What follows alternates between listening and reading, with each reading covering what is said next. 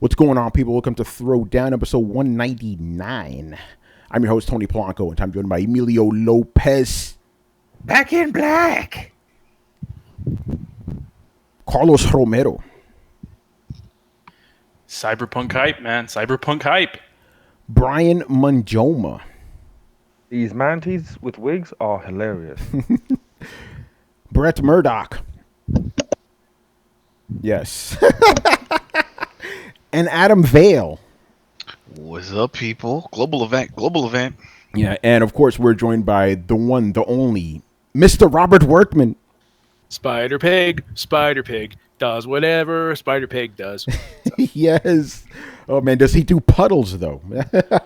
Oh, here we go. Yeah, we're not man. even like a minute into the damn show. It's puddles. It's hilarious, man. All right, so before we start, we want to remind everybody that we are currently having a contest, a free giveaway of Spider-Man for the PS4. For details, check out the video, but it's pretty simple. Follow us on YouTube, Twitch, Twitter, and just answer either on the video or over on Twitter. What's your favorite Spider-Man game? We're getting a lot of responses. The contest is going to end next Thursday, episode 200. That's when we're going to announce the winner, and we're going to get you a free copy of the game, man. So lots of fun. We're seeing a lot of interaction going on, which is always nice, you know. And Robert, what have you been up to lately, man? Not much, missing PAX West, unfortunately, to do the budget stuff, but I do have a 500 million PS4 Pro to call my own, so I've been playing around with that, and just getting ready for review season. We're kicking into high gear starting next week. You got like Spider-Man, you got SNK Heroines, you got Destiny 2 Forsaken. We're going to be busy. NBA's coming up, Yeah. You don't have to worry about Battlefield 5. Yeah. We're going to get to that in a minute. Snap. I need to add that to the show. Actually, for me, review season started 2 weeks ago. Dragon Quest, Spider-Man, Tomb Raider's going to be coming. Mega Man's coming along the way. Assassin's. It's going to be crazy, man. So, yeah, get ready, people. So, Chris can't be here tonight. He's sick or something. No, he's not sick. He's doing some work or something. Got to catch up. Make that money, Make that money. Yeah. The reason I said sick is because usually when Chris is out, it's usually because he's sick. Chris always has like weird allergies to things, but no, in this case, he needs that money. By the way, these guys are already going in on the Puddle thing in the chat. You guys are crazy. All right, so we're not going to keep. They're wet with anticipation. Tony, you started it. You're the one that approaches a fight by throwing pocket sand. You're like, what would a throwdown? Puddle. Yeah, that's right, man. All right, so let's get into it. So we actually did discuss this on the Sunday show, the question show. We were asked, what do you guys think about Spider-Man being downgraded, right? And we thought that was going to be that. Nope, this shit is still going now. All these big sites are, going at it. The thing is, like, I was questioning whether we should even go over this again, because we already kind of did. But since we got Robert here and Brian wasn't here to talk about this, I want to get their takes. But obviously, we'll give our takes on why this is continuing. But Robert, we'll start with you, man. What's your take on this whole Puddle Gate, as they're calling it? Absolutely overblown in every sense of the word. I mean, the internet is so bored. Are you really going to buy a superhero game, spend $60, and walk around the puddle? This is the greatest puddle ever. I love this puddle. This is the 10 out of 10 puddle. Yeah, I love it. No, you're not. The main issue here is that people think they're being cheated because they take a look at the renders from the 2017 trailer and the 2018 trailer, and there are changes. And because those changes they feel are downgraded, they're being robbed. But here's the thing. Games go through changes all the time. They do. But, this is not a drastic change. These are minor things that are being tweaked. And who knows? PS4 Pro might still have this. I don't know. You got the PS4 Pro version, I'm assuming, Tony. So, what can you tell us in terms of what you saw? I can't, as you know. Okay, well, we can even talk about it. Okay, fine. Yeah. But, all right, fine. Back to me. But here's the thing. It's being held as a drastic example of something that's changed that was originally promised. And that's kind of bullshit because the fact of the matter is the game is still what Insomniac Games wanted it to be, a fun adventure where you can take control of Spider-Man in interiors, exteriors, completing missions. That's what counts. If we're really going to point fingers at something they showed us compared to something we got, I've got two examples. The first is Killzone 2. When that trailer debuted in 2006, they promised us this grandeur, cinematic experience. Oh, there's nothing like this. It's amazing. Then the game came out, and it was good, but it was nowhere near that cinematic level that we were promised.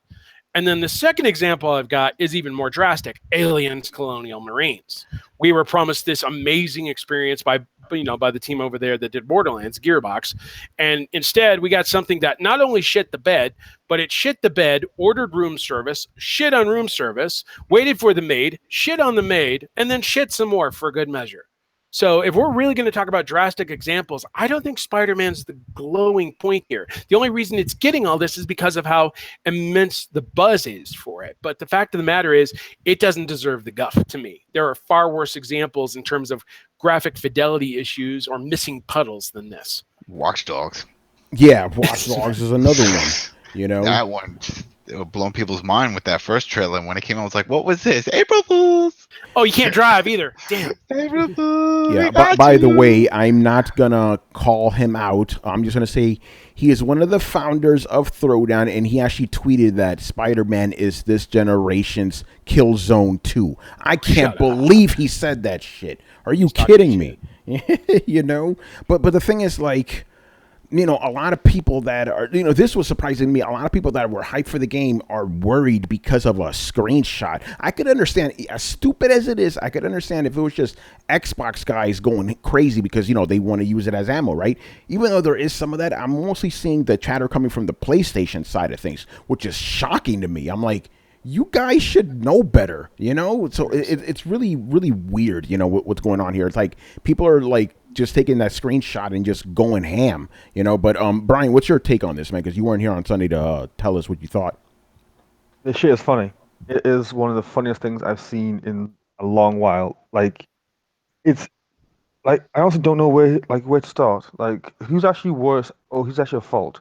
Is it the Xbox guys for just being like really dumb and not understanding that games go through a change in process, or is it the PlayStation fans for arguing with the Xbox guys because now they're mad that Xbox guys are laughing at the game like looks not as good as it was before?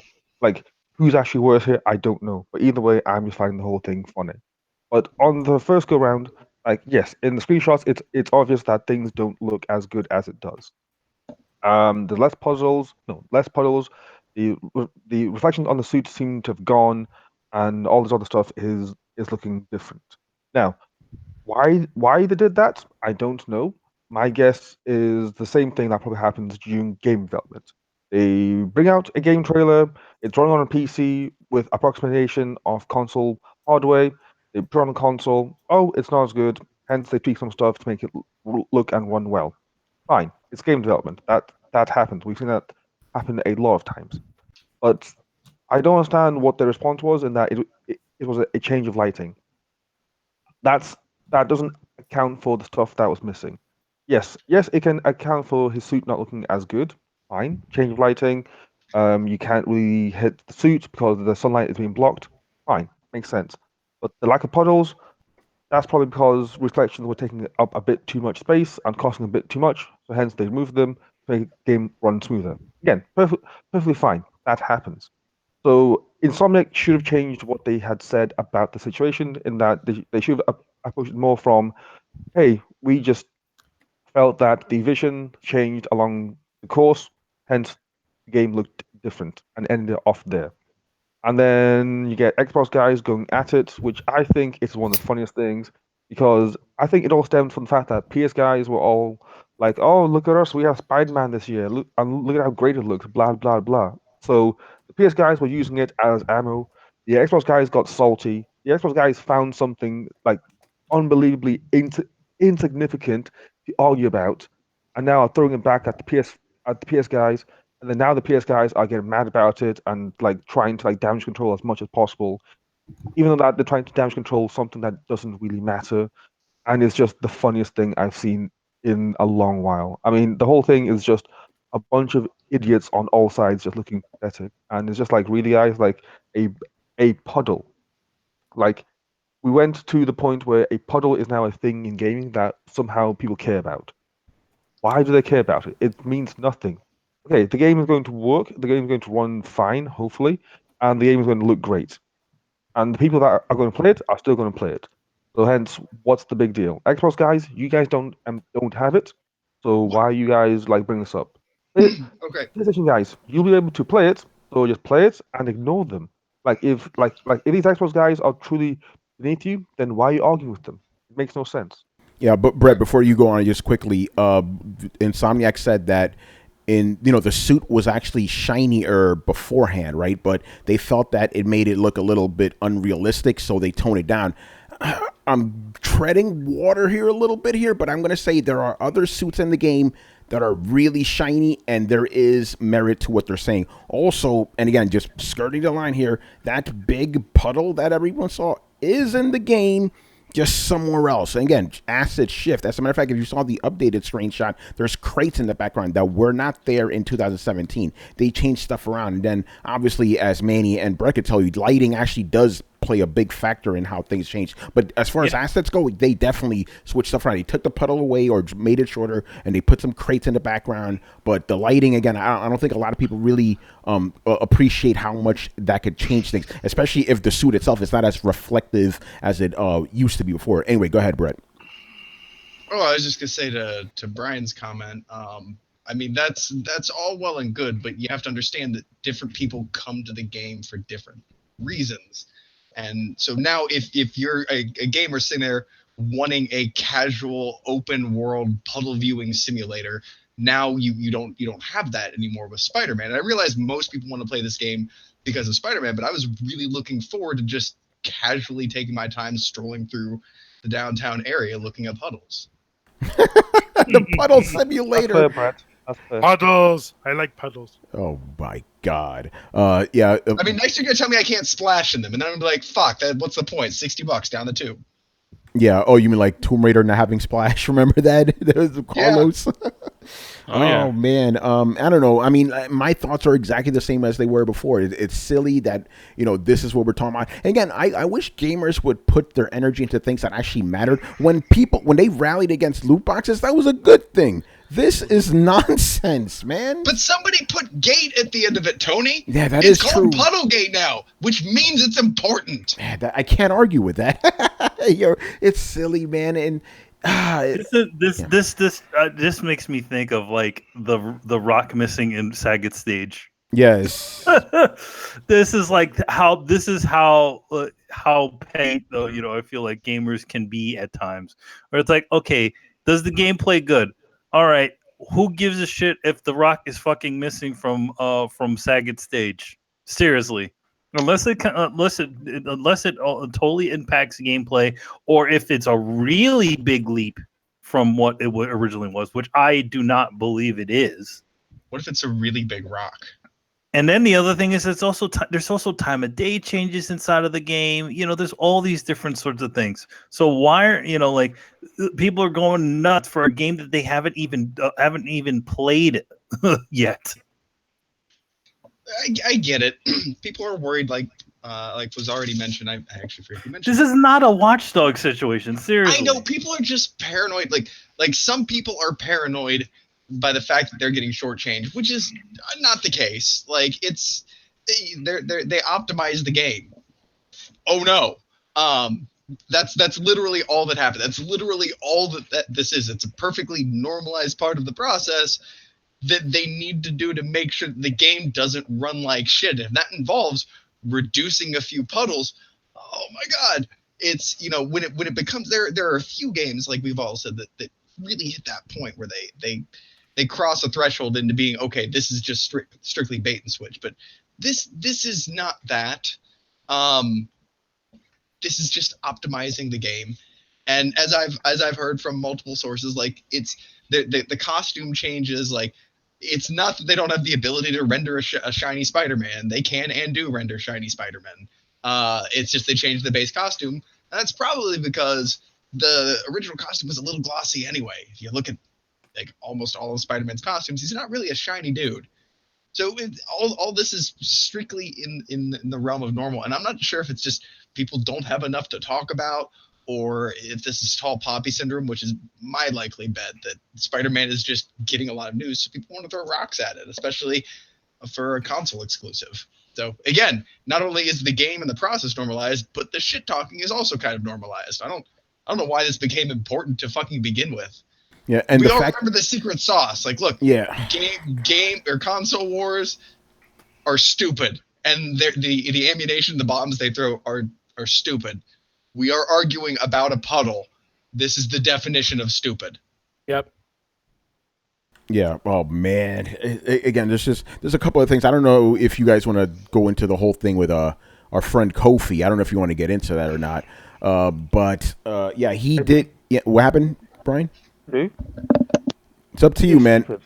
Yeah. Basically, what happened is he didn't start the whole Puddlegate thing, but he definitely, made it big because Kofi, he has a really big following on Twitter, right? So he was, showing the screenshots, having fun, poking fun at the fanboys and stuff. Because Kofi is more of a PC and Nintendo type of guy, right? So he's poking fun. He usually makes fun of Xbox guys, but this time he was kind of making fun of PlayStation and all that, right? But, in his usual lighthearted way, but he was doing that for a good bunch of days. But then he got a copy of the game, not a review copy. He just got it from a mom and pop store because he's not media, right? So he posted a video of the game, his impressions, and it was glowing. He gave it a lot of praise and stuff, right?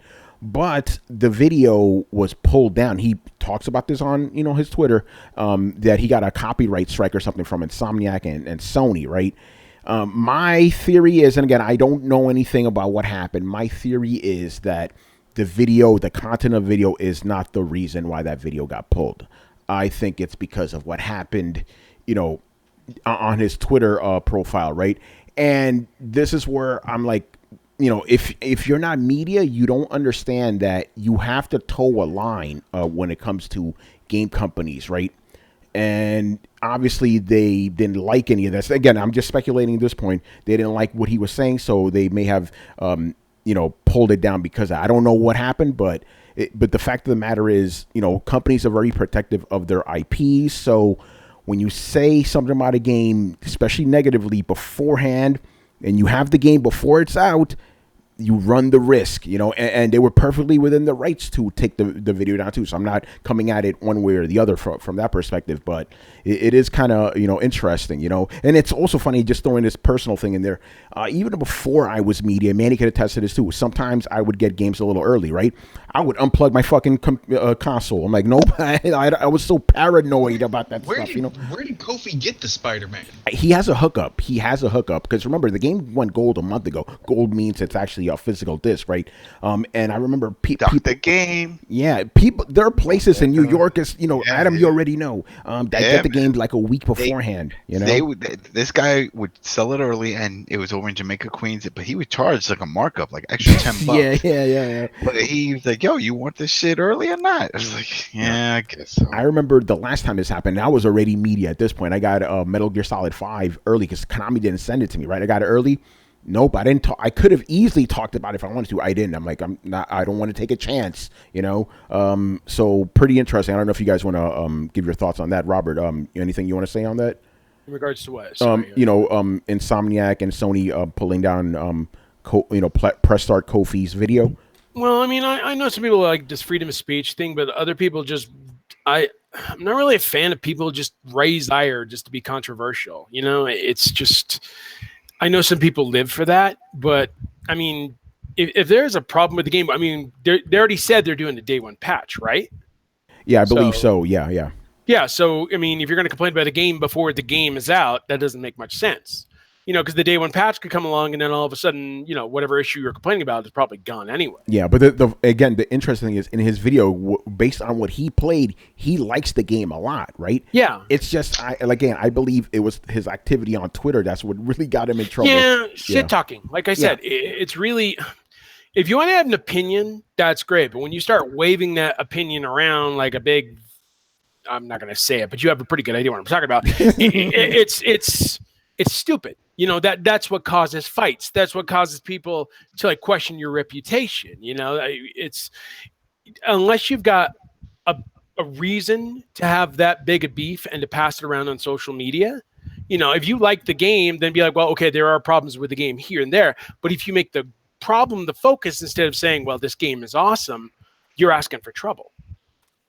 Yeah, no, you're right about that. And you know what? I mean, I am going to share this story because, people know, right, this.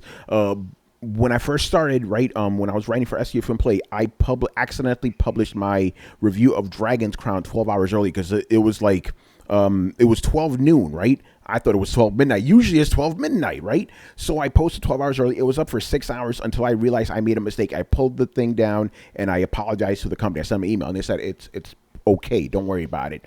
I guarantee you, if I had written a bad review, that wouldn't have been down 30 minutes after it got posted. You know, that's just the way things are. You know, got to walk that line a little bit. Pretty interesting stuff. Brian, I know you kind of have a different take on this. Oh yeah, I just completely disagree with what they did because it seems like the people that took it down just took it down because they got salty at what he said, which is them just abusing the YouTube copyright system, which is irresponsible and unprofessional to the maximum degree. Just because that he has the game early and he talked shit about the game on Twitter, like you can take down his video, even though that his video, as far as Tony is saying, had nothing bad to say about the game. I think it's just disrespectful and ridiculous. Honestly, it's just childish. Not to mention unprofessional, just super. They have no right to the content because if it didn't show anything that was copywritten content in the video, then they have no right. If all he did show was just the logo in the background, compared to other people that have just been shown the logo and yet their videos are still up, then that shows that there is some other intent happening and they're just being petty. And this whole thing that they did is going to blow up in the face even more because this is how these things work. Someone does something petty and stupid on Twitter or YouTube, and then suddenly other people find out, and then suddenly people are turn around and saying, "Oh, Insomniac are like that now? Fuck those guys." And then that makes Insomniac just look bad and look worse. And do they really need that at the eve of one of the games that's most hyped right now? No, they don't, because it just makes them look even worse. Because now it's they don't have puddles in the game. Oh, and now they're striking down videos of people that talk about the puddles. So what the hell's wrong with them? It's not gonna.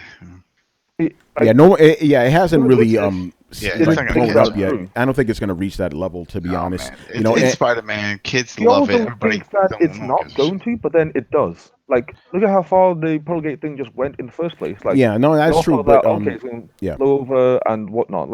If this thing just gets worse overnight, then I won't be too surprised.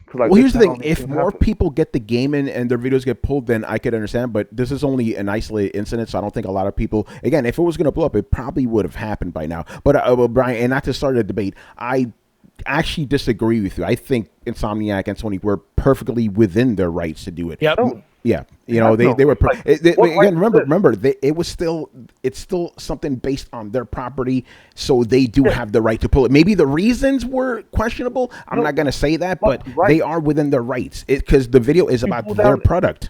Not to mention it's under embargo too. It is under, and granted, Kofi is not media, but he is still talking about a game he should not own. So I fully understand where the company's coming from.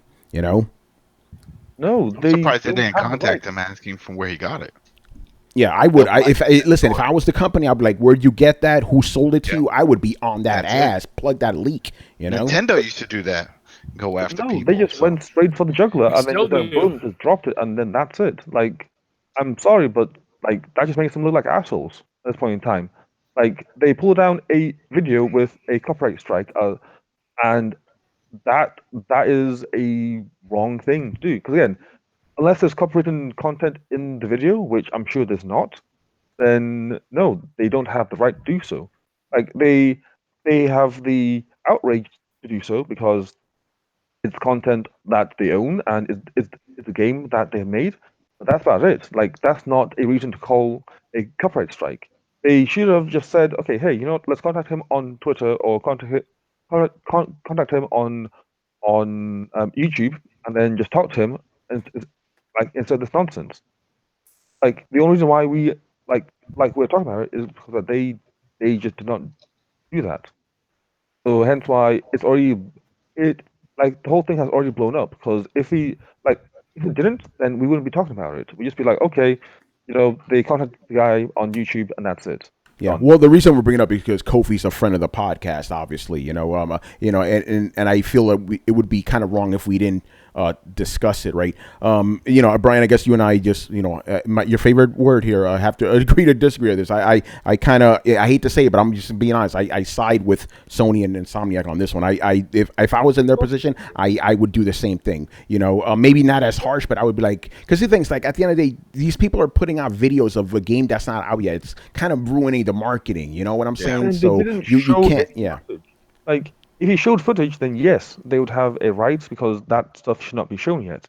Even if you're discussing plot points, he was talking about it. Yeah. Was he talking about plot points though? No, he gave us impression, but again, no one is supposed to have that at this point. Was he just talking about the game? Like, okay, so then what makes the difference between what he said and someone that is speculating based on trailers? It's the fact that he has the game. That's the only difference. Yeah, no, you're right. But that's the thing. His information is more credible than other people's. Yeah. So they do. They do have the right, though. No, because his statements are pretty much indistinguishable from someone who's just speculating based on the content. But it is. What are you talking about? No. He's basing it on actual experience, not just some jerk off looking at trailers. Yeah. Yeah. Okay. What I'm saying is that the stuff that he is saying.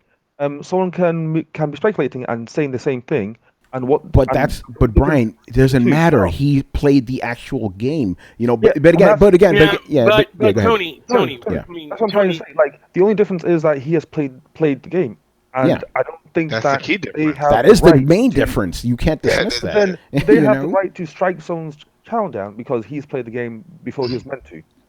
Not to mention the fact that go ahead, Robert. They don't have the right to do so because there's no legality in that. I was just going to say, we are talking about a pre-release. So even if he did play it early, like I said, there's still the day one patch that could come in. It might not have multiplayer features. I don't know if Spider-Man, I don't think it does, but it's just saying without the online component, without it actually being out there in the wild. You may have played a game, but that doesn't mean you played the experience that they were intending. And commenting on it early, even if you don't show footage, number one, you're violating the agreement that you made with the publisher, even if you're not in the media. And number two, you're setting yourself up for ire from the people that don't have the game, that haven't played it.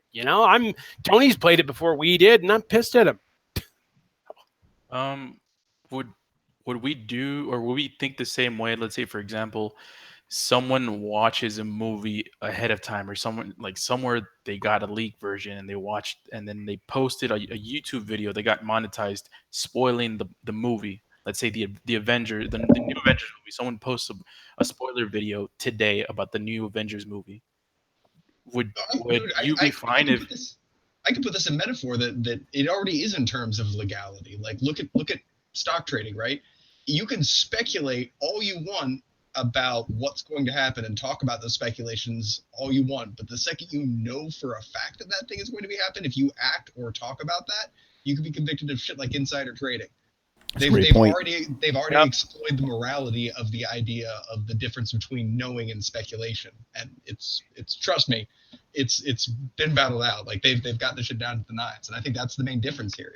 You're saying the same stuff, but you know for a fact, and it's that knowing that you're selling people on, and that's what you're not allowed to do as per the rules of the people who made the thing, and you kind of need to abide by the rules of the people who made the thing. So I think it's pretty clear cut in my opinion. Yeah, no, I agree. I completely agree. And then the question to you, Brett, is where are these rules? They announced these rules. This is what they sent out. Yeah, and they told the stores, hey, don't sell this early. Yeah. And they tell those stores, do not sell this early or we will blacklist you if we find out. The store's fault also. That's why I'm surprised they didn't contact this guy and say, hey, we're gonna cancel your account. We're gonna delete everything unless you tell us where you bought this game. And then hence my problem is, why have they not done that? Why is it that they just gone over this one video and nothing else? You can't use Google to find out when the press is allowed to release information about the game. You can't find out when that ban is lifted. No, as in why did Insomniac not contact Kofi and ask him, hey, where did you get your copy from early, how did you get it? Because they probably figured it wasn't worth it. But hold on, let me check out something. But then pulling down his video out of spite is worth it? Hold on, are you guys? Go ahead, man. Yeah, I'm saying start timing me. Start timing me. Okay, somebody time Brett. 2, 3, 4, 5, Oh, this is great podcast content. Okay, it looks Calvin. I like know it's gonna be shorter than 5 seconds. Spider-Man. No, that's Homecoming. What does this dude look it up? We don't know anymore. Yeah. Anyway, I want to move on, man. Yeah, very interesting stuff is going on. Plug time. Please look out for my full review of the game on Tuesday over at geek.com, and I could finally give my thoughts on this fully give my thoughts on like, whether the game has been downgraded or not. Oh my God. So is it Friday, Tony? No, it's Tuesday. Tuesday is when the embargo lifts? Yes, Tuesday, September 4th. Okay. So be on the lookout for that, man.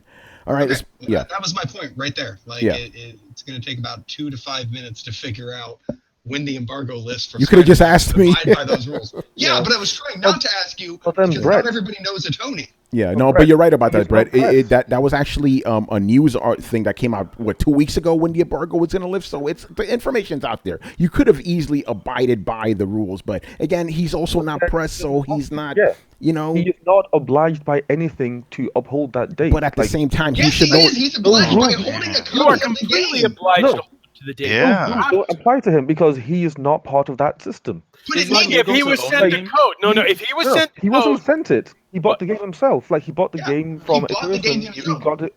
And he wasn't supposed to. Exactly. He wasn't supposed to buy the game. Yeah. Yeah, that's a different story. Like completely. Like here's my point. When you announce a media embargo for all stories relating to this, it does not necessarily just relate to the people you've given the game. You are publicly announcing we will quelch any story anybody posts about this until this date. He didn't have to sign a contract. He didn't have to do anything. They basically publicly announced a bounty on the head of any news story on PS4 or about Spider-Man on PS4 before this date. They wouldn't have pulled this down if it were after the embargo release. Just because he didn't get a copy doesn't mean he's immune to the rules of the people who put this game out.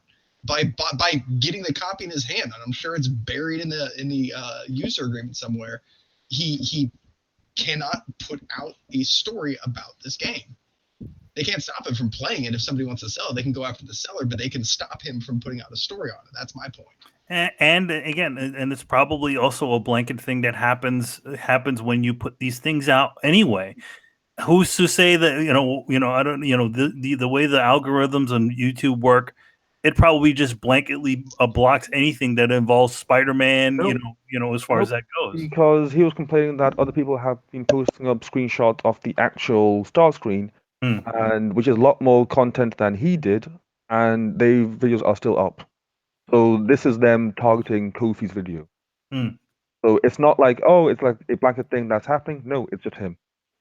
So yeah. Well, I mean, do you think they might be targeting them, but do you think they're targeting them for? But do you think they have a reason to target? Yeah, they are not reason, but because they don't like what he said on Twitter about the Puddlegate thing. No, but do you think they have even though it's targeting, do you think they can take down his video? No, because what they did was a copyright strike, and unless there's copyrighted material in the video, then that is not an appropriate avenue to take. And so I said that the avenue that they should have taken is that just contact him privately, either via Twitter or via YouTube, and ask him, hey, can you not have the video up?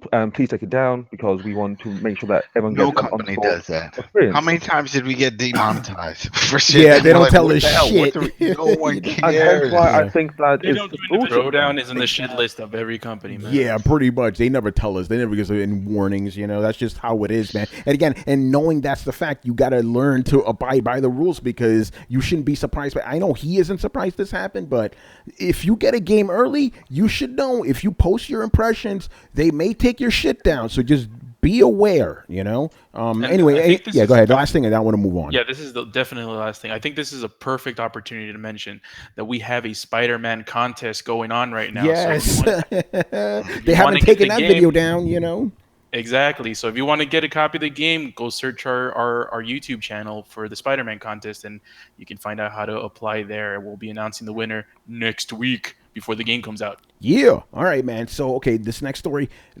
literally happened 3 hours ago. This is crazy. So Battlefield 5 has been delayed. Man, and there's been a lot of controversy this one, and apparently after this, not surprising, the shares plunged. Well, it's gonna happen, but I think it's a good thing, or else it would have ended up like there's too many Titanfall. games coming out this It's year, too man. many. It's coming before this- Red Dead, and then we got Black Ops, which I think is also gonna tank. But that's my view.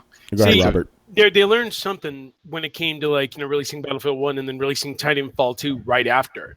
They realized that if you were in the middle of a very busy season and people are busy with Black Ops or looking forward to Red Dead, not everybody's going to run out and buy Battlefield 5. And if it's lacking in quality, like it sounds like it is, and that's why they need a month to clean it up, then that's not going to help its sales at all, and people are going to criticize it.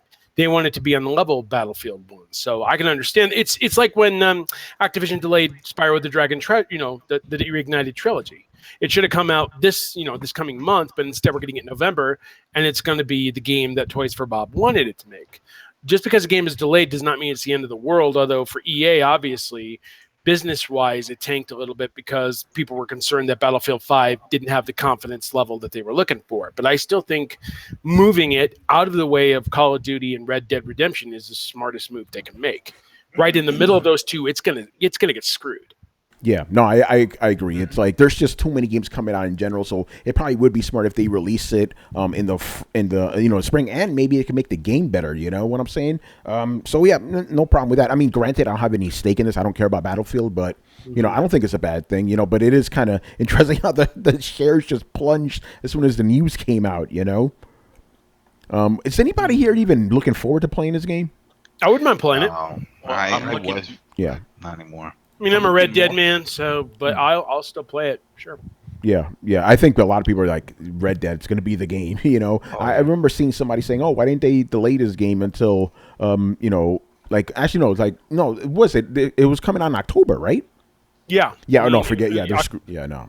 Yeah. You were screwed. I think delaying it helps the people wanting to get the game now because it's less crowded now. Man, I was telling somebody earlier, it's like the only shocker from this whole gaming window right now is if Red Dead is just horrible or glitched to high heavens. You know what I mean? That's nothing problem. Yeah, you need to talk to Brian, man. That's the only thing I could think of because even whether it's November, December, I mean, this could be the game that people just continue to play throughout the year. Sort of like Grand Theft Auto 5, like they've been doing for the last 5 years. Yes. Yeah. And you gotta understand the massive hype behind Red Dead. They released a product line today of all these products that they're going to sell. The lighter, probably the worst thing to take on a plane, the dynamite USB stick. Oh shit. There are some cool items that they're offering. They wouldn't go to that much trouble to hype their game if their game was a piece of shit. They're going all out with it, and it's probably going to be mind-blowing. Who knows? Yeah, and if it's anything like GTA 5, it's going to make them a lot of money for many years. Like GTA 5, it's going to be great. Yeah. Well, they also said that the difference between GTA 5 and this one is that the online service will be at launch. Remember, GTA Online showed up a year later. They said, no, everything's going to be active right there. We're playing cards. That's what we're doing. There you go. Right? Time to play some liar's dice. You get to put some real money on it. What? Oh shit! Forget about microtransactions. Attach your PayPal account. Let's do this. Hey, that's you. I need money. But after that PlayStation. I mean, Call of Duty's starting to build up this hype. Even without a single player campaign, it's building up that hype. And Battlefield 5 going right up against it.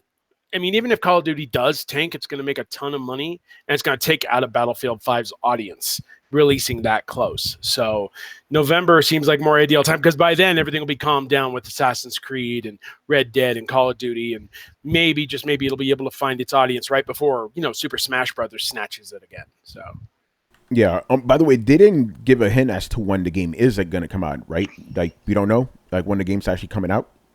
It's November 13th. Oh, that's a new date? Okay, that's a new date. Yeah, or November 20th. Sorry. Okay, yeah, right before Black Friday, right?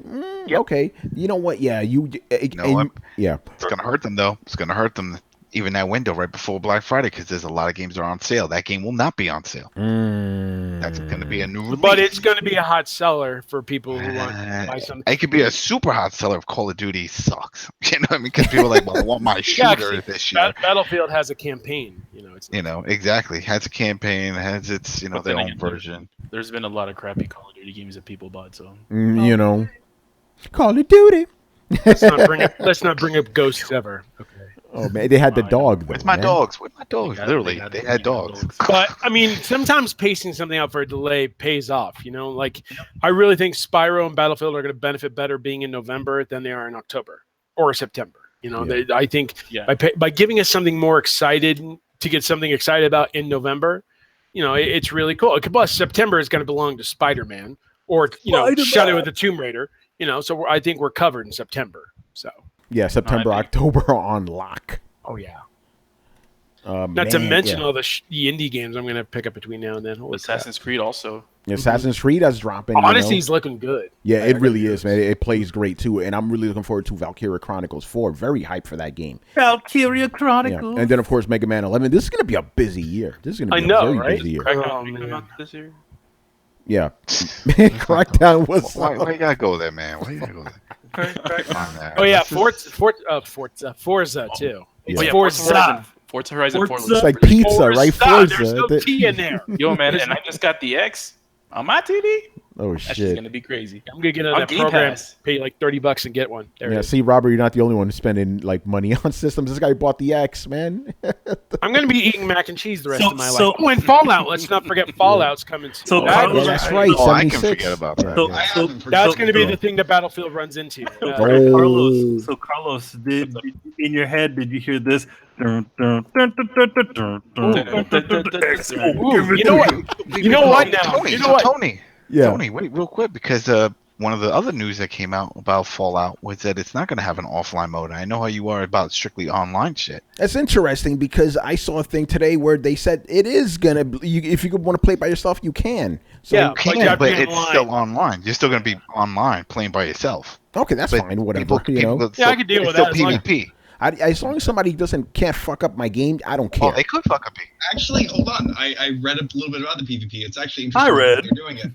I read. So what they're doing is it's essentially a tag-based system where if somebody pops up in the wild and shoots at you, it's going to do a nerfed amount of damage. And the more that they continue to shoot you, the more nerfed the damage is going to be until you return fire at them, at which point it considers it an engagement, and you can both fire freely on each other. Now, if you do just bullet sponge and they end up managing to kill you, and this happens too many times, their player icon goes live and red as a murderer for the entire map to see, and everybody's allowed to kill that person without being tagged back with no penalty. So basically, it's a free come take my shit beacon for PKers. So if you run around just murdering people, the game is going to punish you for it. And what's your point?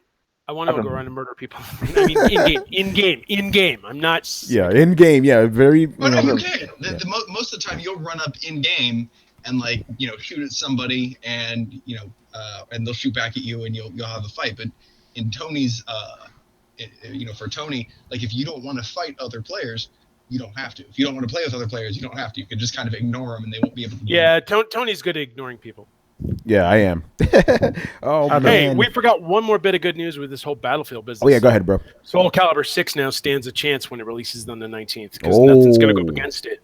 That's a good point. Yeah. Because they said if Soul Calibur 6 doesn't sell well, it's the last game in the series, and I don't want that. Yeah, that's right. That's right. Go buy that game, people. Go buy the game. That's right. Go kick ass with Geralt.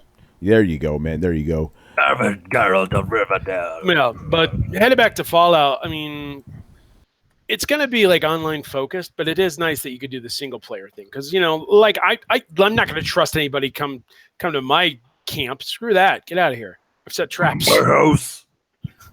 My house. Come to in my the middle house. of my street. Yeah. All right, man. So let's move on. Go ahead, Brian. Wait. Okay. Adam, it sounds like an agent has disavowed the division. Does not. What now? Come on, What? Adam. What? Oh, I think you said Robert. Sorry. Were you not listening to what Brad was saying about Fallout? It was just coming all. There was a lot of talking back and forth about the online and stuff. Damn it.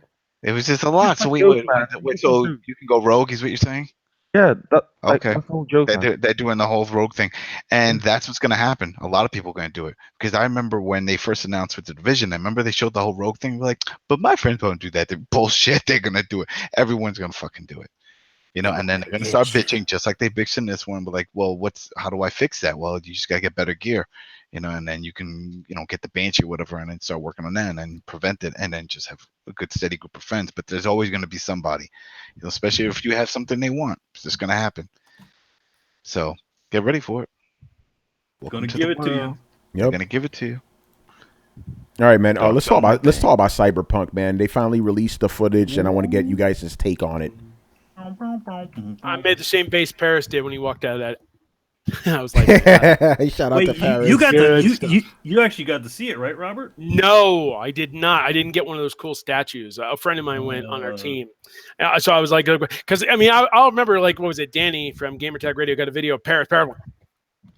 Like I don't know, like he just got married again or something. I don't know why he was making that face, but I guess Cyberpunk was really awesome. But now we got to see it, and I got to admit, some people were picking on a little bit of the graphic detail, but I like what I saw so far.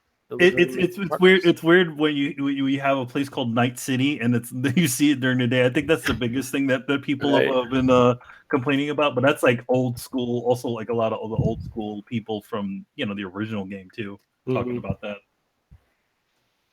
Yep.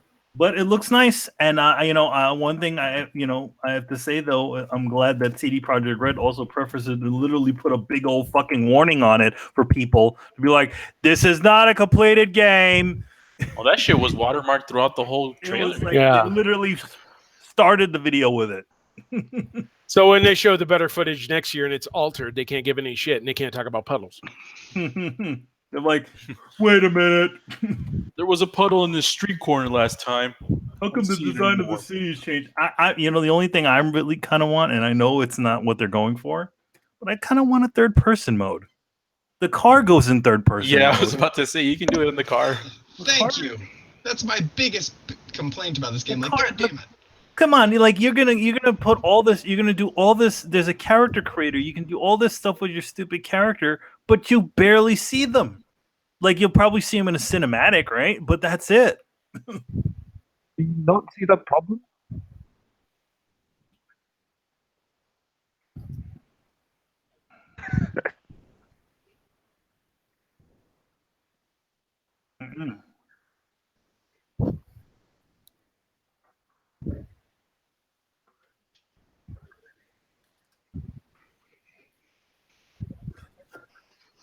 You see how extensive the character creator is in the beginning of the video, and I'm like, why are we going through all this trouble to make a character if you're barely going to see them? You're just to see their. By the way, I need to repeat what I just said because my dumbass was muted for the fans. So basically, I saw the trailer and for just a little bit, and I was disappointed because it's like, yo, why is this in first person? It's like I thought it was going to be a third person game. Not that I was really hyped for the game or anything, but that was a real bummer. But I thought it was just me, right? But then I go on Twitter and a lot of other people were like-minded. They were like, why is this shit in first person mode? Because I'm guessing because it was a CD Projekt Red game, they expected a third person experience. So it's a bummer. By the way, this always reminds me of that joke that Cat Williams said about rims. It's like, yo, you realize when you get rims on your car, you can't even see those shits when you're driving. You know what I'm saying? You feel the rims, Tony. You feel the rims. Yeah, yeah. Or it's like when someone gets TVs and has them on in the back seat. It's like you're driving, you don't see them, and there's nobody in your back seat. Why but do you can hear the movie going. You could probably hear the movie going. Nope. Yeah, but Manny, I know you brought this up, but yeah, I love that warning. It's like, yo, this shit ain't ready, motherfuckers. It's not ready. Don't go crazy. This game may even look different than what you're seeing right now. Yeah, but all of that right there. But Carlos, you're actually hyped for this now. Yeah, well, I didn't know, like I couldn't get hyped before like Brian because Brian has a lot of faith in CD Projekt Red, but for me, I was like, I need to see this game to get hyped, and yeah, man, I freaking loved what I saw. The world looks huge. It's seamless. Like there's no loading times in between. After the initial load, I don't think you have to load anything else. All the things with the story plot points where you get to choose different types of ways to go through the story. It's like, man, this is crazy. They're putting in every good aspect of most games and putting it into this one. Well, and they're essentially doing an actual game version of what the RPG was. the actual the paper version of that game. That's what you had pretty much infinite freedom. You could do whatever the hell you wanted. You're talking about The Witcher? No, we're talking about that game, and that Cyberpunk is not a new game. It was a pen and paper game back in the day. Yeah. It was like D&D. Yeah, it was future D&D. That's what that game was. Blade Runner, D&D. Enjoy, have fun, and then play Ravenloft. I guarantee you 99% of players don't even know that. No, I mean, obviously they don't know it. I don't think that's a thing now. That I don't know if they still. There was shops before just going to get D&D books and shit. And maps. Now, I wonder if this game will fulfill one of my gaming fantasies. And that is careful, Carlos. Careful. Really going down the street? Wait, is this the one with the chicken? Because no. I told you the website you could go to for that one. So I'll explain. I remember when I was a little kid playing GTA 3, and I always wondered, can I go? Like, I wonder if I can, if there is a game where I can go into every single building. And I wonder if maybe it's probably not gonna happen, but I wonder if this will do a good representation. Yo, Carlos, what about half of them, man? Wait, hold on. That was a fantasy going into buildings. That's a pretty bad fantasy, boy. I said gaming fantasy. The one with the chickens is much better. Oh God, no! That's you, Tony. What are you doing with them chickens, man? Hey, man, that feathers everywhere. Oh my lord! Oh God, we got to roll off the track. Yeah, Cyberpunk, man. Go ahead, Brian. I know you're already hyped, man. This will be the greatest game ever. I was one of the few people on this podcast that had played Witcher 3 and loved it. I think Brett played it, and that was it. I played it. He hated it infinitely. Hated it. Yeah, I didn't hate it. Oh, God. Didn't like it that much. It's fine, Brett. Fine. Anyway, I understood how passionate CD Projekt Red are for making games, and understood their philosophy on how they make games. And hence, when they announced that they make a Cyberpunk game, I was like, I'm not too fussed, because these guys have proven that they know how to go in on games and how to be detailed, how to be meticulous, and how to actually go the extra mile, not just half-baked and open world like Mafia 3. If they do an open world game, then they damn son. No, the Mafia. What a letdown. Full in and go 110% on that game. And I had full faith. And seeing what I saw, it just looked great. It didn't show me the things that I liked, but it showed me stuff that I was intrigued to find out more about. And to me, that's what a trailer should be. It should get you excited and make you ask more questions than answers that they give you. And I was quite nice. One thing that I have to say to you guys is, this is what Fallout games have been doing for so long. Hey, you create your character in first person, and then you don't see him. Yes, you can see it in third person, but the default is first person. Most people don't even know that. They still give you a third person mode, even if it's a shitty third person mode. Yeah, if they add a third person, a lot of people will be happier, I think. But it's still early, like they said. That might be something that they add on. Yeah, they could be. They've done it before, so I'm one of those people on the fence because of that thing, Brian. I would highly doubt that, because they did mention that they wanted to be in first person to make it more immersive. Because in first person, you see it through the perspective of the character, hence first person, and hence that is meant to make it I can see more that. immersive. Well, remember, it's fine, sense, but there's tall buildings and stuff like that. Yeah, I always disagree with that. To me, first person actually kind of takes me out of the experience, because my character is just a floating gun. There's nothing for me to look at. It closes off the world. It definitely closes off the world. You get tunnel vision. By the way, Brian, I don't know if you heard what Brett just said. He said he's one of the people that's on the fence now because of the camera, and he was hyped for the game too. You're on the fence. Okay, no, that's fine. Everyone has their preferences. That's one thing that I've learned. But man, Because of the camera, because it's here's one. Here's one. Did anybody, when GTA 5, a few years after the release, when they did their first person, did anybody play the game in first person besides me? But 5 minutes, I'm like, no. Then I went right back to normal. That shit was so crazy. Every car you went in, everything was so detailed. It's nuts. Yeah, it was too much. No, I was really, really, really excited about this game because I pretty much assumed it was going to be a game at least somewhat like The Witcher, at least in third person. And I'll probably still play it because I'm interested in it and I believe in CD Projekt Red. But I'm really disappointed for the exact reasons that Tony specified. Like, man, like I hate, like I don't always want to be the character that I'm playing. I don't have this weird infantile intrinsic need. And I'm sorry if that's insulting to anybody who plays themselves for every video game. I don't mean it like that, but I don't feel the need to play as myself in every single character that I play. I enjoy playing D&D. I enjoy making up different characters. And maybe it's an artist thing. Maybe Manny feels the same way. Like you can be separate from your creation, and it's cool to be able to see your creation go through this story, and you can kind of sit back as this weird disembodied observer kind of thing. Like I find games to be more immersive like that sometimes. I don't like necessarily being ham-fisted and do all this is happening to you. It makes it difficult, in my opinion, for replayability. I enjoyed playing Mass Effect and then replaying it again as FemShep. It gave you a different perspective on the game. So I would really like the option to be able to switch between first and third person, especially if I'm going to sink a bunch of time into my character creator and actually build a character that I think is cool. Otherwise, it's just whatever standard. This is just a blank template that I'm supposed to imprint myself onto, yada, yada, I mean, yada. you do that in Fallout. No, I make all kinds of it. I played third person in Fallout. Oh, third person sucks in Fallout. Yeah, it doesn't. It looks like a floating guy, like he's out of place. That's why they fixed the camera angle in the fourth game, because in the third game I went first person just because of the fact the guy looks like he's floating, but in the fourth game I played third person because you can't see his feet. But no, again, I'm with Brett. It's like I don't need to be myself. I'm boring. You know what I'm saying? Like I want to be somebody else that's cool. But it's not really.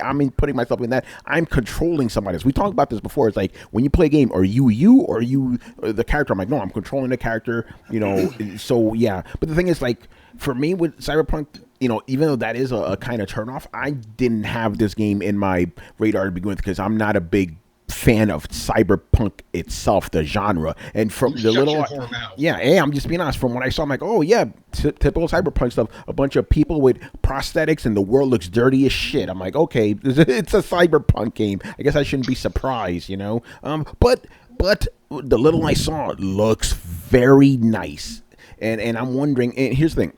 When I first saw it, I was just like, okay, whatever. This looks like Deus Ex, big fucking deal. It just looks like a nicer Deus Ex. But then I realized, wait, this is an open world that looks like that. That's when I'm like, oh, yeah, that's actually pretty impressive because open world games, even the most beautiful looking games, have a certain level where, they don't, like, for example, a game like God of War will always look better than a open world game because, it's a smaller world, so you're able to devote more assets and stuff, right?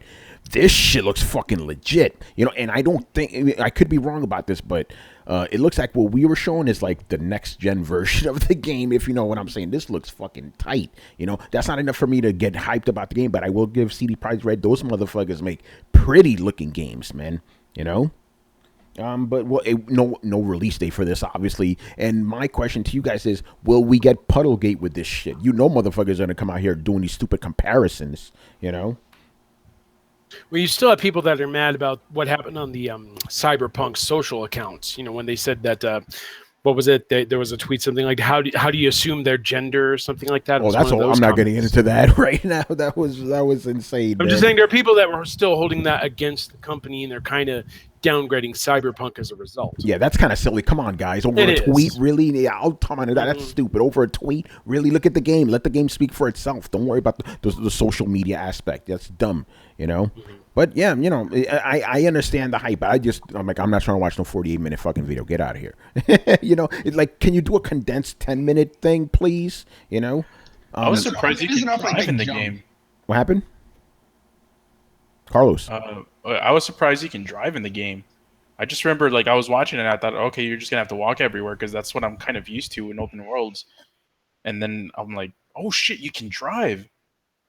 Yeah, man, it's the future. They got cars, man. What do you mean? There's other game. Watch Dogs 2 you could drive in that open world, and of course, yeah, GTA. but it's a third person game. Like in a like Fallout.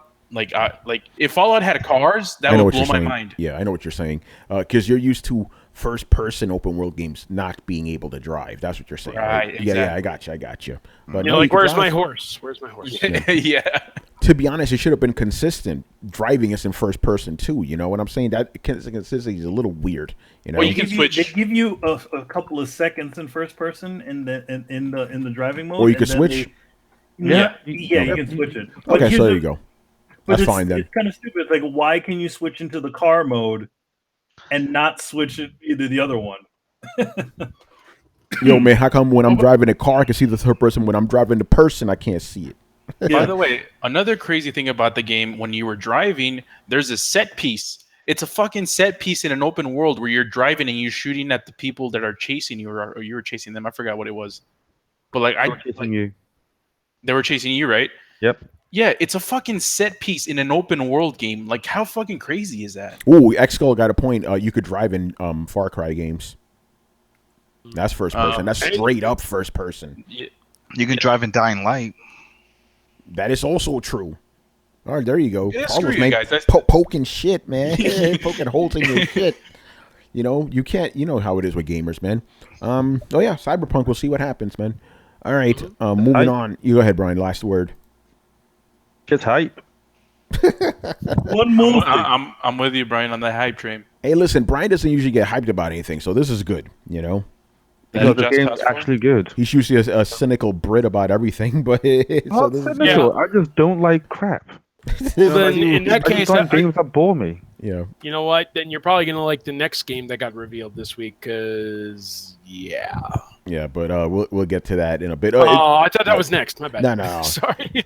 Yeah, oh, man. I got Streets of Rage on the brain, man. Don't do this to me. Yes, don't worry, man. But there's a couple things we still got to get to. Interesting. Oh stuff. yeah. Okay. So it's official now, by the way. Xbox All Access is a thing. Reports came out, rumors came out about an all-you-can-eat, basically, Xbox subscription plan, and it's actually a real thing. I think it's like $21 or something for like 24 months, and you get everything pretty much. And this kind of goes back to what we've been saying, that Microsoft is slowly turning the Xbox brand into a subscription service. You know, makes you wonder. You know, it makes you wonder if in the future you'll even need an Xbox to play Xbox games. But, you know, it's kind of interesting. Manny, you said something very interesting about this. You said this reeks of desperation. Yeah, it does sound a little bit desperate. It sounds like they're trying to close the door on it all. I think they're just trying to evolve and be the first out the gate because they're all doing it. They're all doing it. So I mean, like, it's an "We did ideal. it." It's an ideal plan. You know, it's like when you break it down, they're not even making that much money back off of it. In fact, you save like $10 if you do the payment plan and the Xbox Live and the Game Pass. So it actually does make sense. It's think about it. Almost every service, even now, toothbrushes all have subscriptions, right? There's all subscription service for everything. So they're like, why can't we just do that with the whole thing? Like, hey, you don't have enough money for Christmas. You want to get your kid this new console, the X. You don't have it, but you can, spend $20-$30 a month. All right, boom, there you go. You're gonna have it, the whole package. Your kid's gonna be happy. Everyone's happy. You didn't shell out the $500-$600 right off the bat, and that's smart. Yeah. Is anybody interested in this Xbox Pass? Robert? I what- might do it to get the Xbox One X. I think I might give it a shot because I do want to get the X at one point. I was going to wait for a 2 terabyte one because I need the space. But You can wait for me to beat Halo Master Chief Collection. I'll sell it to you. Okay, Whoa. $20. Do it. Yeah, but yeah, that's the thing. They actually Do you have a layaway plan, all access please. plan, Carlos? Yeah. How is it again? So basically, for 24 months, they send you the console, and then after 24 months, you pay for the you would have It's paid already it off yours. completely. Yeah, it's yours. You get to keep It's it. interesting. It's interesting. Oh, wow. You know, It's gonna bring happiness to people. I'm telling you.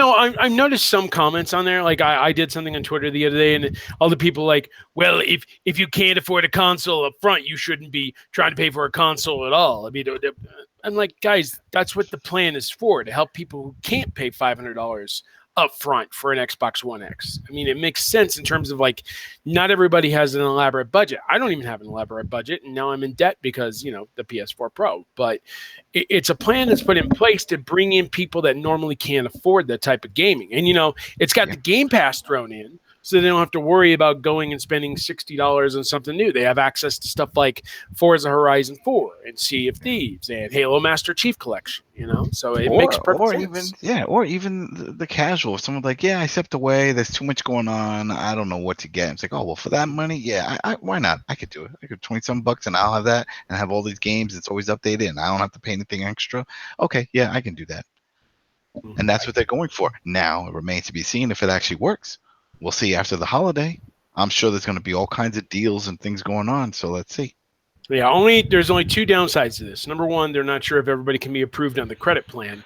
And number two, it's only being offered through Microsoft stores for the moment. GameStop. They said GameStop was going to partner with them. Well, they probably closer to the holiday season. Right now, it's just Microsoft stores. Wait, Adam, are you getting one? No, I'm not getting it. There's no reason for me to get it. Yeah, he has an Xbox, I got a few of them. Yeah, but in the games you already have all the games. I can start doing my own service with the amount that I have. So I'm charging people. There you go. I'm charging bitches $10 a month. Which one do you want? The blue one, the red one, the burgundy? Burgundy, yeah, I painted. I was drunk. All right, so let's just keep going. Which one? Yeah, but no, I think it's a good entry point for people who can't afford a system for sure. And it depends on how they market. Like you said before, it's the Microsoft Store. Those are usually in malls and obscure locations. They're not on Main Street. But if they can get into GameStop or Best Buy, something like that, where during the holiday season people are going to go in there and shop and like, oh, mommy, daddy, I want this new car. I can't afford it. Well, hey, there's this new service here, $24. You walk out right now with that and all these games. Oh, really? Yep. What's your credit score? What's his credit score, man? By the way, Manny, Robert McLeod kind of agrees with you. He goes, $30 a month tells me Microsoft is desperate to sell Xbox. Yo, some of you guys are crazy. The welfare box, man. This is why we get called the Pony Show, man. Fuck. It works for Rent-A-Center. That's all I'm saying. Man. People all right, their Rent-A-Centers. Yeah, so I had to throw that story in there because I don't want people to accuse you ignoring Microsoft stories. All right. Okay. This is another one that just came out today. So, okay, about a month ago, Sony said that the PlayStation 4 was on its final legs, the farewell tour or whatever, right?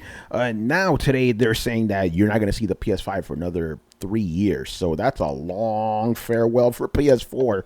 This is interesting. And Brett and I had a very interesting discussion about this. He thinks that Microsoft would come in and take a little bit of thunder from Sony.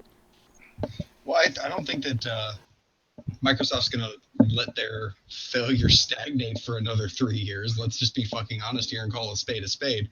Their current console, it's saying it's selling at or PlayStation is outselling Xbox at a 3-to-1 ratio is being fucking generous.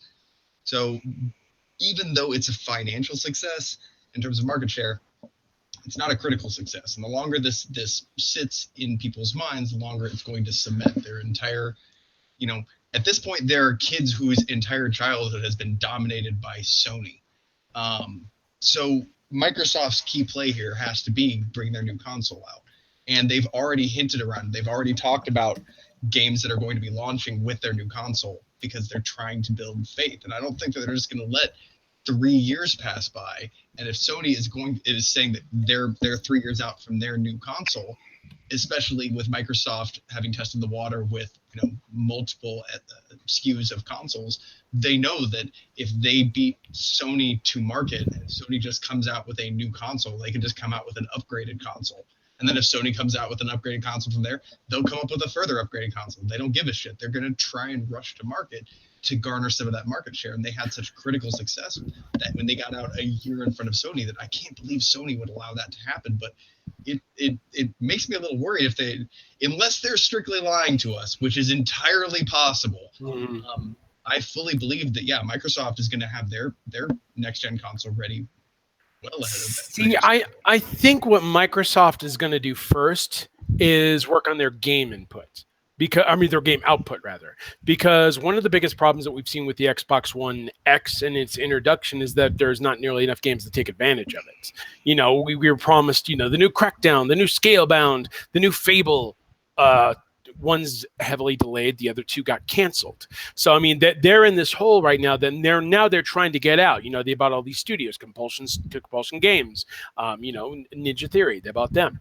They're going all out to try to get this game push going first. So I don't think they're going to introduce the hardware until they have the games ready. Now, if like in a year's time, we start to see a lot of progress in these games and they start to get the, better footing in terms of these releases and what they're trying to offer to develop or, to the fans, that makes sense. Then they're in a better place to say, okay, now we can get a jump on the market and see what the Xbox 2 or Xbox 720 does. But for now, jumping on new hardware is a big mistake because they had just announced the One X. And if they throw that to the curb, that doesn't say much in terms of their confidence in hardware. Robert, to be fair, though, they did announce a new system at E3 this year. They did, Dan, but from what I understand, though, they're going to go with something that's first like a streaming model, like one of those streaming boxes, before they go all out with the next hardware. Interesting. And maybe this Xbox Game All Access thing could, it could like, pad time out. But I kind of agree with Brett here. I think Microsoft's going to get their system out before Sony. But I do disagree with the fact that, or what Brett said, that he thinks that if Microsoft gets their system out first, that it's going to like make them maybe win next generation. Because to me, let me put it to you this way, Tony. Yeah, go ahead. When the next Elder Scrolls 6, rolls out on the next gen Xbox console, and you have a dumbed down version even for PS4 Pro, how you gonna feel? I'm not going to feel shit, but I see what you're saying. It's like people are going to be like, yo, I want that Xbox One version. And you're right. When the PS5 comes out, let's just say for the sake of argument, let's call it Xbox 2 for, for simplicity's sake, Xbox 2 comes out, right? 2020. PS5 drops 2021.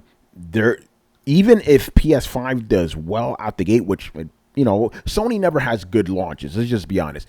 Even with that, it's going to take them a year to get their footing. But if they don't fuck up like with the PS3 in terms of price and stuff, I think Sony will catch up to them very, very quickly. Remember, PS3 eventually caught up, and that was like years later after they finally dropped the price and it finally had the games. The games are probably not going to be there at launch, but if they get that price correct, then it should mitigate some damage. But I do agree that for the first year or two, maybe the first 3 years, Sony's going to be playing catch up with that Xbox, because Xbox is going to have those pretty good games. Like you said, dudes that are waiting for Elder Scrolls, when they see that shit on the Xbox One X or Xbox 2, they're going to lose their fucking minds. As a matter of fact, Brandon, I'm glad you brought that up, because remember, the game that happened with was Morrowind.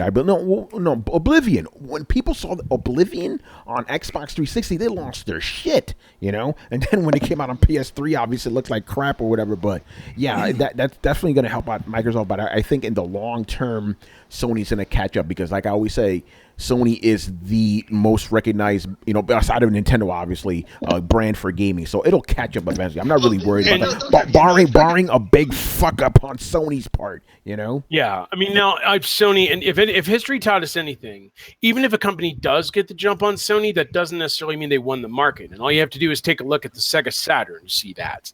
Sega Saturn, Dreamcast 2. Don't forget about the Dreamcast. Dreamcast was out a year before PlayStation. That didn't help out.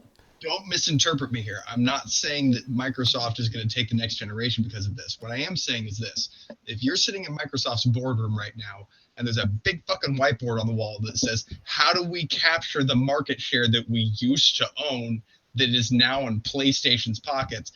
What is your answer going to be, other than we need to beat them to market on the next console, on the next generation? We need to have the games too. Yeah, you need to have the games. Yeah, the games to do that. But I take that.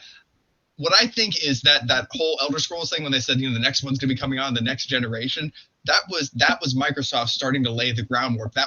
They just had a meeting, most likely in the last couple of weeks, and said, okay, we need to look forward to make sure that our next launch not only happens earlier, but is supported by software. So we're going to do a push for games now, yes, but we're of all these studios that we're buying, we're going to probably pull half of them aside and say, you're developing for the Xbox too.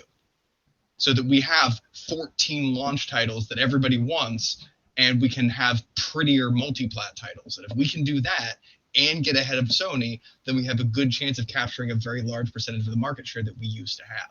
That would be my answer if I were sitting in that boardroom.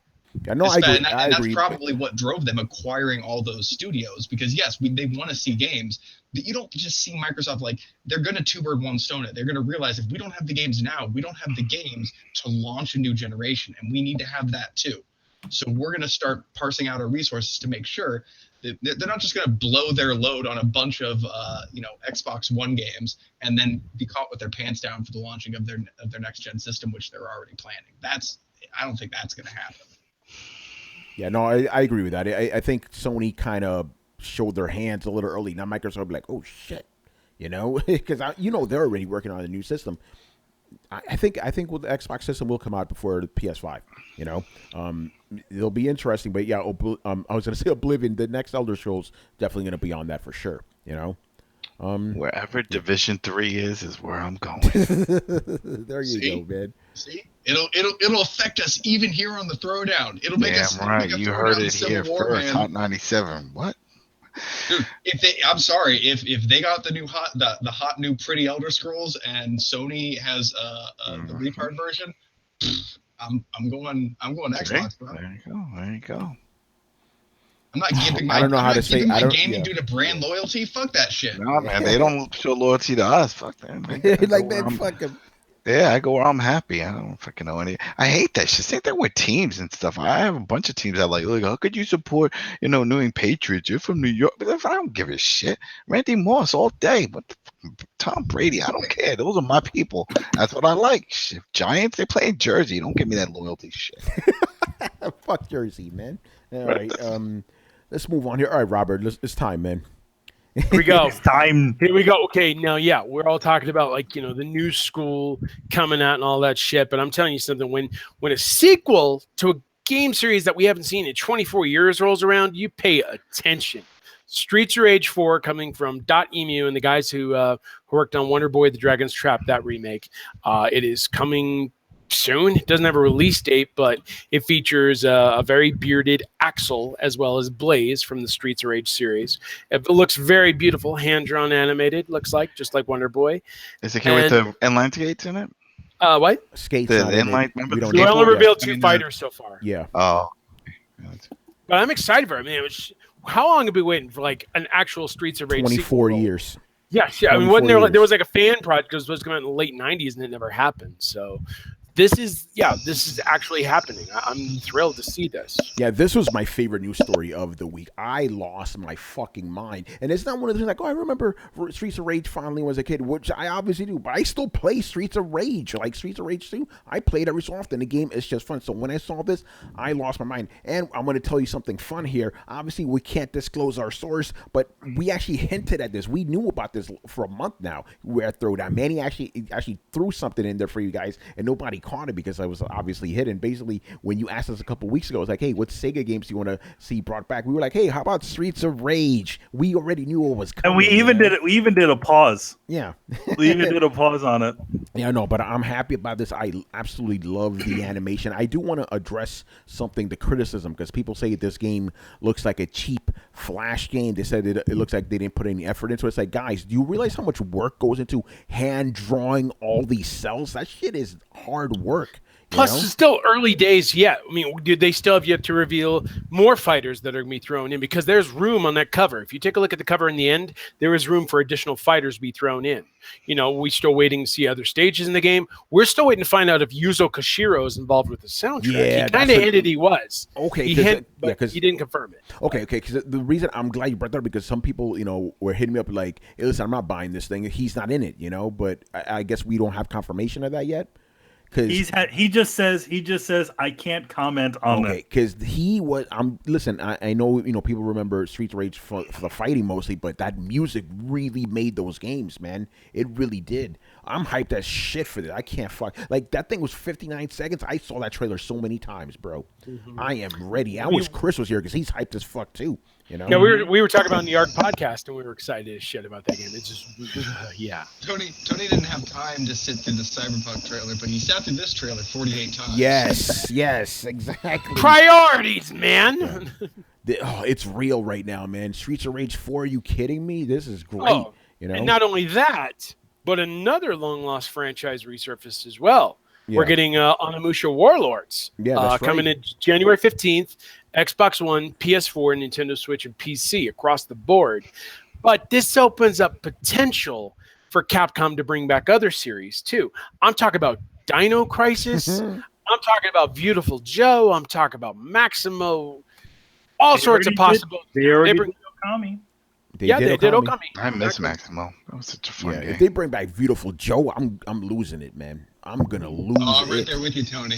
Oh, that's so good. I'm just telling you, like Onimusha was really hot seller for the longest time there, and then we didn't get a new game in the series since what, 2006, I think it was 2002, maybe somewhere in there.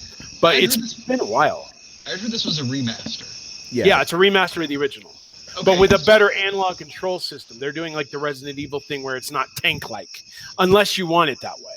Okay, so it's going to have updated controls, so it doesn't feel janky. Because when I was talking to Tony about this earlier, that was my main complaint is when they bring back a lot of these games, they don't really update the control scheme, and they end up just feeling aged as well as looking aged. You can throw a new skin on it, but there are something like, I'll be honest, I even felt a huge difference jumping back to Dark Souls 1. Yeah, no, that's right. But it's gonna have that. But even that, by the way, those updated controls for Resident Evil Remake were still kind of harsh, man. I don't know how the hell I played those games back in the day. But the reason I threw that into the show notes is mostly because I know a lot. I saw so much hype for Onimusha. And I'm just being honest. For me, I never cared for this series, but I understand a lot of people are hyped about it. And I know even the guys in the chat tonight were like, "You guys talking about Onimusha? We're talking about it now." If this game does well, which I suspect it will, Capcom has actually made a good deal of money because of the remasters and remakes. They've even admitted so. It's like, this makes up. They made so much money off of fucking Mega Man, So I believe this could open the door for a new Onimusha.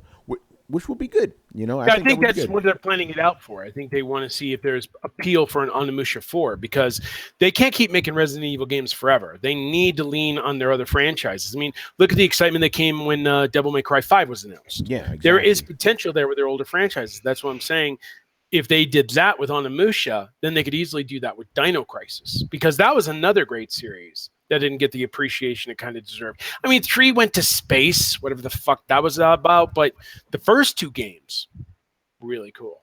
Yeah, the truth, he goes, where's deep down? I'm still trying to figure out why they're in space. Whatever.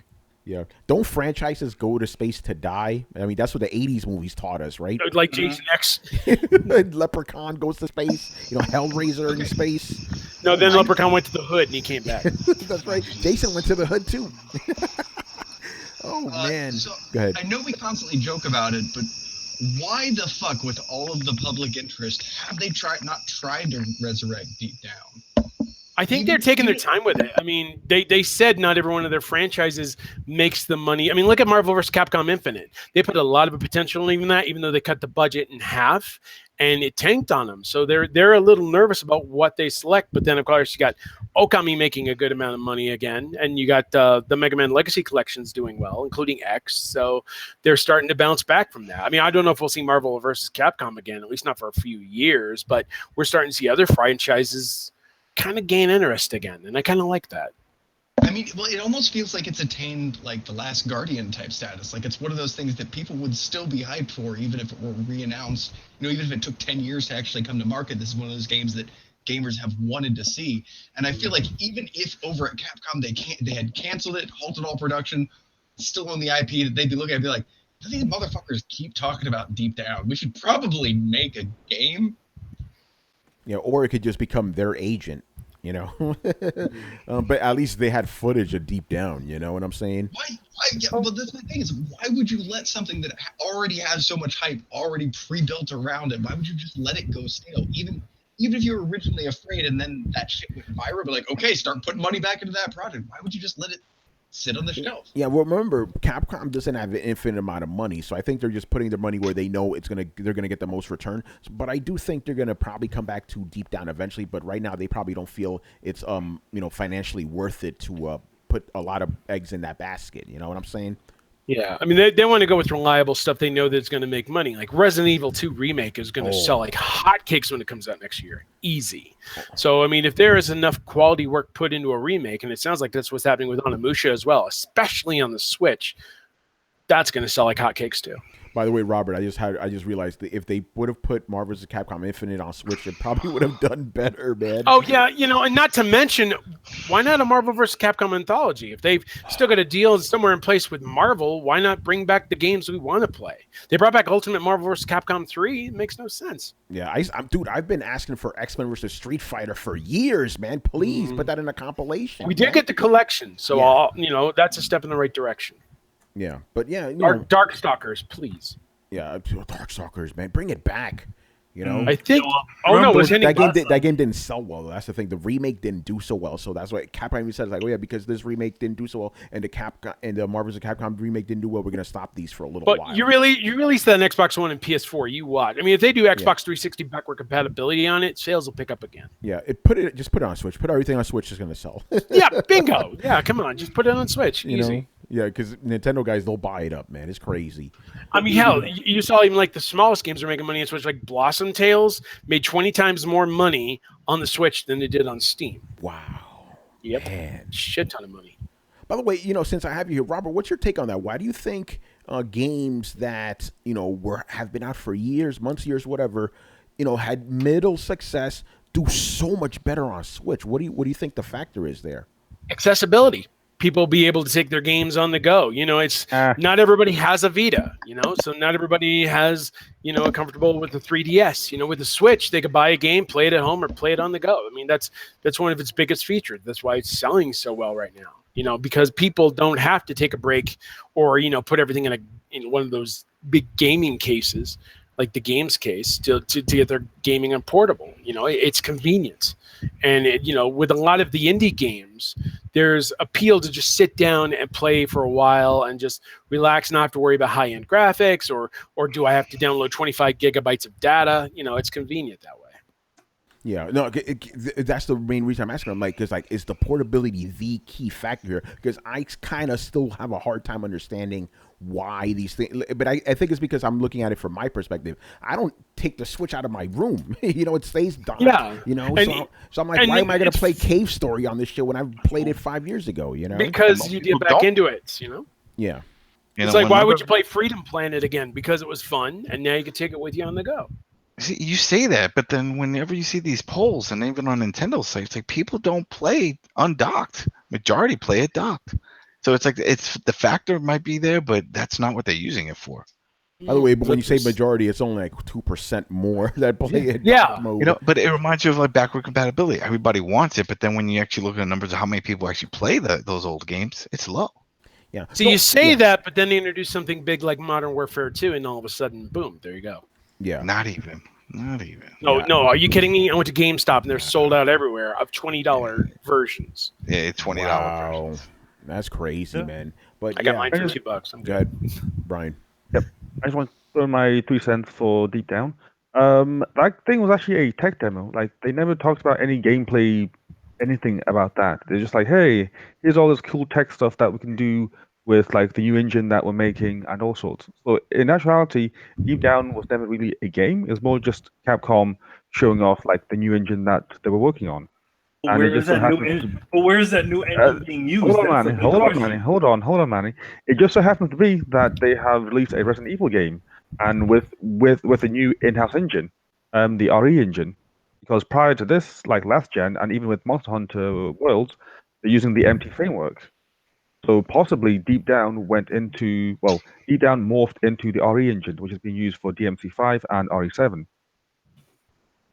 That's my theory. That's an interesting theory, But if that's the case, it seems that Capcom put themselves in the same corner that Square Enix put themselves when they put that tech demo of Final Fantasy VII. Now you got to make the goddamn game, Then is there really like that much interest for like that a game? Because I don't think there is. There's a bunch of people still asking about that game, Mm-hmm. Till this day, like, where's Deep Down? Where's Deep Down? You see it in the chat. Brett wants it, like, where is this shit? Brett wants that shit. Yeah, if Brett wants it, everybody wants it. It's waiting in the queue along with the Star Citizen and the agent, yeah. And well, in 8 days. Don't get. God damn it! You gotta just twist the knife, don't you? You just gotta twist it. Hey, at least we got Shenmue 3 release date. it's not for another year, but at least we got a Shenmue 3 release date. Yeah, that is true, man. That is true. All right, man. So we're going to start wrapping this up. So again, we want to remind you guys that next week is episode 200. It's going to be a big one. Not only are we going to have special guests, namely Torrance Davis and Hip Hop Gamer, but we're going to be giving away a free copy of Spider-Man 4. If you want to win that, follow us on YouTube, on Twitch, and on Twitter at Throwdown Show, and in the comment section of the video that we have posted over on YouTube or over on our Twitter. Just tell us what your favorite Spider-Man game is. We're going to pick somebody completely at random. We're going to send you a free copy of the game. Stay tuned for that. It's going to be incredible, man. And, of course, I want to thank Robert for being on tonight. Any closing thoughts, man? Anything you want to tell the fans? Well, if you want, I could stop by for a few next week and give Torrance some shit. Maybe we can get in a heavy breathing contest. Yeah, that'd be great. Yeah. If I could squeeze you in, because there's only like room for 10 people. But I know. Yeah, but the thing is, maybe Robert, I'll talk shit about Hip Hop Gamer's love for Drive Club. Yes, man. By the way, I want to give you a shout out, Robert, because like we usually have an open door policy with like most of our guests. You're the only one that like consistently takes us up on that offer. So thank you for that, because we always love having you on, man. Yeah, well, somebody promised me your login info to play Spider-Man, so let's see that. Yeah. Crazy, man. By the way, if you guys want to see my work, you can check it out at comicbook.com/gaming. Also do the ARG podcast with my buddy David Giltonen over there at retrozap.com. And you can follow me at twitter.com/thedcd. Nice. Very nice. All right, guys. So thank you for watching and listening. Subscribe to Throwdown on SoundCloud, iTunes, and YouTube. Follow us on Twitch, Mixer, Twitter, Periscope, and Facebook at Throwdown Show. Links are located in the description below. Once again, I was your host, Tony Polanco, which I'm joined by Emilio Lopez. See you later, guys. Carlos Romero. Deuces. Brett Murdoch. See everybody. Adam Vale. Have a good weekend, people. Brian Manjoma. If PS3 games didn't have grass, and now PS4 games don't have puddles, what will PS5 games not have? BB guns. Obvious. Puppies. And Mr. Robert Workman. Quit freaking out about puddles. Enjoy the game. Gosh. All right, guys. We'll see you next week. Episode 200, baby, is coming. Later. Later. Deuces.